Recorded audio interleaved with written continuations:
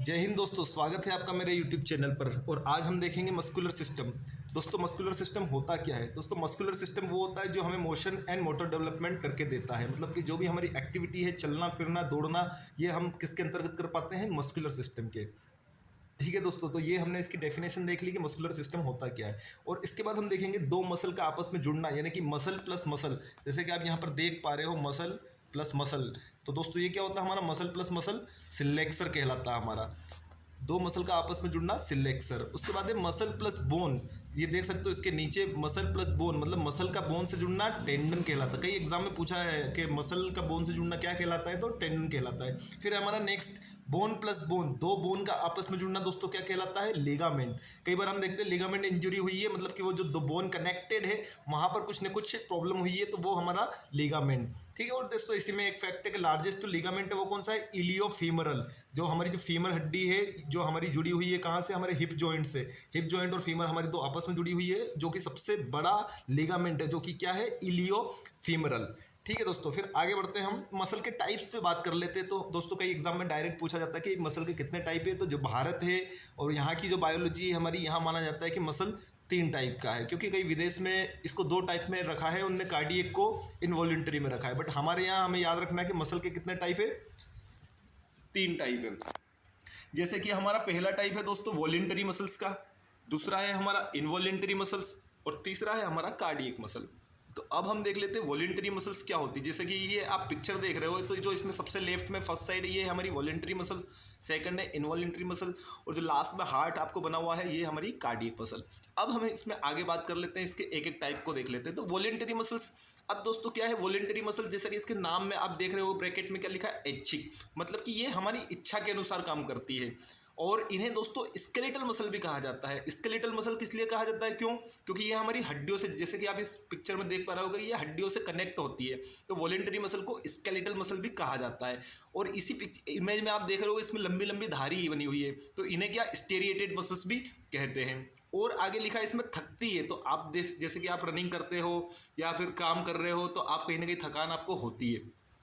ठीक है दोस्तों, तो ये मसल्स थकती है। तो हमारी वॉलेंटरी मसल थकती है। जैसे कि यहाँ पर एग्जांपल दिया, दौड़ने पर काफ मसल का थक जाना। और जो 40 से 50% जो वेट है हमारी टोटल मसल्स का, तो वो 40 से 50% वेट किसका है? हमारे वॉलेंटरी मसल्स का। और मल्टी न्यूक्लियस होती है। और इसके example biceps, triceps, calf muscle, ऐसे बहुत से एग्जाम्पल जो भी हमारे स्केलेटल मसल है वो सारी वॉलेंटरी मसल्स है। तो ये हमने हमारा एक टाइप देख लिया दोस्तों, क्या? वॉलेंटरी मसल्स का। अब आगे हम देख लेते हैं इनवॉलेंटरी मसल। इनवॉलेंटरी मसल दोस्तों यानी कि अनैच्छिक, मतलब कि हमारी इच्छाओं का इन पे कोई कंट्रोल नहीं है। जैसे कि हमारी किडनी हो गई, और हमारा किडनी हो गया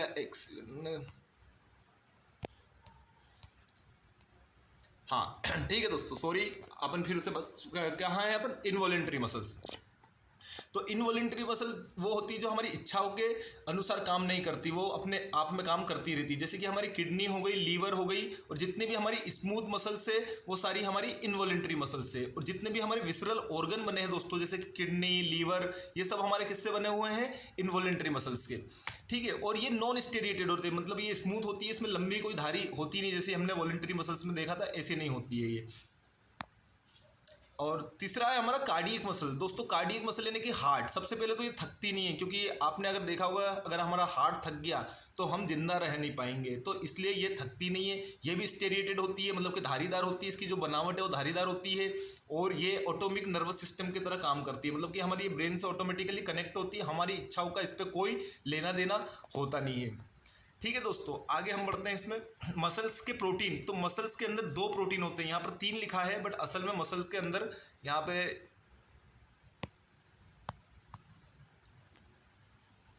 पर ये दोस्तों जो 3 लिखा है इसको आप नोट कर लीजिएगा, ये 2 होगा, क्योंकि मसल्स के अंदर 2 प्रोटीन होते हैं, मायोसिन और एक्टिन। मायोसिन जो है हमारा वो थिक प्रोटीन है, और एक्टिन जो है हमारा वो थिन प्रोटीन है। जैसे कि आप इस इमेज में देख पा रहे होंगे दोस्तों, जो थिक वाला पार्ट है यहाँ पर मायोसिन लिखा हुआ है, थिक वाला पार्ट क्या है? हमारा मायोसिन है। और इसके अंदर बारीक बारीक डॉट डॉट आप देख रहे होंगे, ये हमारा एक्टिन जो कि थिन प्रोटीन है।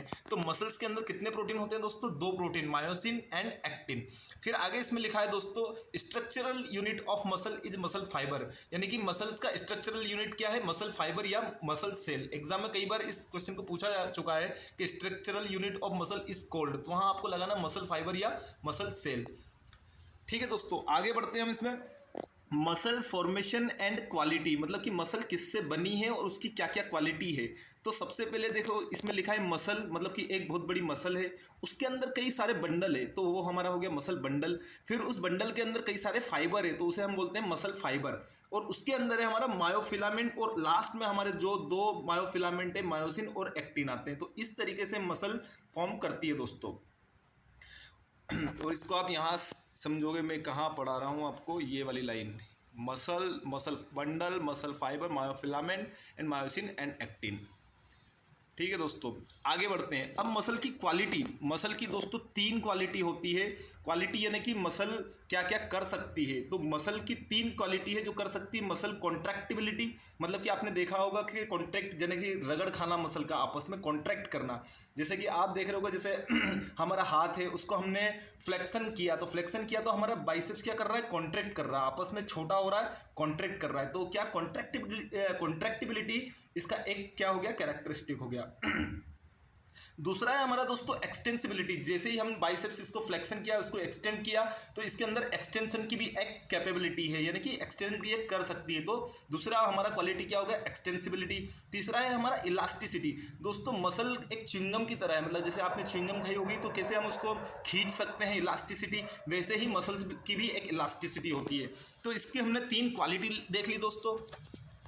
पहला है हमारा कॉन्ट्रैक्टिबिलिटी, दूसरा है एक्सटेंसिबिलिटी और तीसरा है इलास्टिसिटी। दोस्तों एग्जाम में डायरेक्ट क्वेश्चन ऐसा पूछा जाता है कई बार कि मसल्स की क्वालिटी, उसमें ऑप्शन देते हैं कॉन्ट्रैक्टिबिलिटी, एक्सटेंसिबिलिटी, इलास्टिसिटी, और एक कोई दूसरा वो ऑप्शन दे सकते हैं, ठीक है, कंट्रोलेबिलिटी या कोई सा भी। तो अबे वहाँ याद रखना है कि 3 जो हमारी है वो अगर हमें याद है तो हम सही आंसर लगा पाएंगे।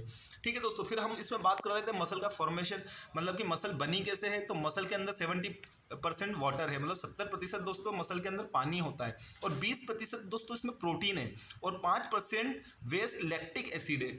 मतलब कि जो मसल का मेन कॉन्स्टिट्यूट क्या है, प्रोटीन है।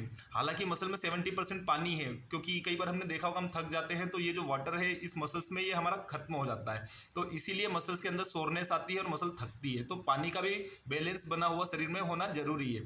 तो 20% प्रोटीन है, जो कि अपने आप में एक मेजर कॉन्स्टिट्यूट है मसल्स का। मतलब मसल के अंदर एक कोई चीज़ है जो बहुत ज़्यादा है, वो क्या है, प्रोटीन। इसीलिए दोस्तों जितने भी वेट लिफ्टर है या हमारे बॉडी बिल्डर है या हम जिम जाते हैं, तो हम बॉडी बनाने के लिए हमें यही कहा जाता है, क्योंकि बॉडी में क्या है, मसल है, और मसल के उनका मेन कॉन्स्टिट्यूट क्या है, प्रोटीन है। तो वो यही बोलते हैं प्रोटीन के पाउडर या प्रोटीन के डिब्बे के, जिससे कि आपकी मसल्स बन सके। तो प्रोटीन मेन कॉन्स्टिट्यूट है, जो कि कितने मसल में 20% प्रोटीन होता है, और 5% वेस्ट होता है। जैसे कि आप रनिंग करते हो तो दोस्तों आप थक जाते हो, तो थकने में क्या, वो जो एक लैक्टिक एसिड जमा होता है, तो वो लैक्टिक एसिड क्या एक वेस्ट मटेरियल होता है, जो कोई काम का नहीं होता, पर वो होता है मसल में। तो इसका क्वांटिटी कितना होता है, 5%। ठीक है दोस्तों, इसके बाद आगे बढ़ते हैं हम। मसल फॉर्मेशन एंड क्वालिटी हमने देख लिया है, इसके बाद हम कुछ फैक्ट देख लेते हैं दोस्तों मसल्स के। तो जब हम मसल फ्लेक्शन के टाइम बाइसेप्स मसल शॉर्ट होती है, तो फ्लेक्शन आपने देखा होगा, जब हम फ्लेक्शन करते हैं, हाथ को फोल्ड करते हैं, तो बाइसेप्स मसल शॉर्ट होती है, मतलब कि बाइसेप्स हमारा कॉन्ट्रैक्ट करता है और उसकी जो साइज़ है वो थोड़ी सी मतलब थोड़ी कम होने लगती है। तो और प्राइमल मूवर यानी कि प्राइमल मूवर मतलब कि मूव कर सकती है, और एगोनिस्ट यानी कि अलाउ। तो फ्लेक्शन के टाइम हमारी जो बाइसेप्स मसल है वो अलाउ करती है उसको फ्लेक्शन होने के लिए, और वहीं ट्राइसेप्स उसको एंटागोनिस्ट यानी कि ट्राइसेप रिलैक्स करती है। तो प्राइमल मूवर कौन हुई, हमारी बाइसेप्स हुई, और ट्राइसेप क्या हो गई, हमारी एंटागोनिस्ट हो गई। ठीक है दोस्तों, कई एग्जाम में यूपीटीजीडी में भी पिछली बार पूछा था, तो हमें बस इतना ध्यान रखना है कि बाइसेप्स मसल शॉर्ट होती है और एगोनिस्ट की तरह काम करती है, और ट्राइसेप एंटागोनिस्ट की तरह काम करती है। जो अगला हमारा है सेकंड नंबर, जो 2 नंबर का हमारा फैक्ट है, वो पावर हाउस ऑफ एनर्जी। आपको पता ही होगा माइटोकॉन्ड्रिया है, मतलब हमारी जो एनर्जी का मेन सोर्स है मसल्स की, वो क्या है, माइटोकॉन्ड्रिया।